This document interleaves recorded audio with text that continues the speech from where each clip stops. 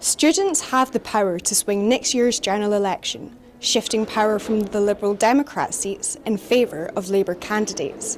However, with a reputation of being an apolitical generation, will students actually turn out to cast their ballot on May the 7th?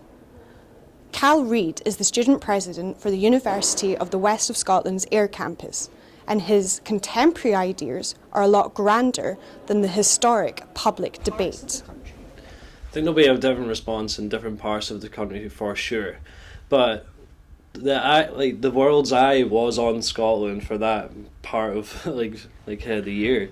So with having the Commonwealth and having the referendum and having everything else happen, even having the MTV Awards and the EMAs happen in Glasgow. So everyone was looking at Glasgow for the best part of 2014.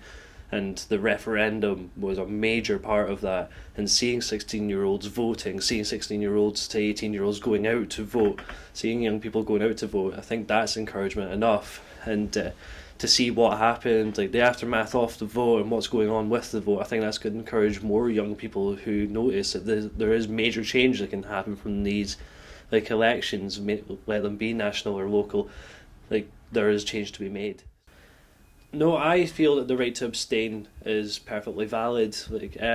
Even with our student elections, voting for our sabbatical officers and trustees, there are some who just aren't interested, and the right to abstain is essentially saying I don't believe in any of these parties, which is also absolutely fair enough. The student president's goal is to introduce a voting registration system through the student enrolment process. This would give all university goers the option to sign up to the electoral roll through a digital or online system. And since the Ayr campus sits on one of 11 marginal constituencies, if this process is implemented before the general election, University of the West of Scotland could be one of the campuses that swung it. It's something I would like to see. I think it is very possible, and I think it is something that should be pushed.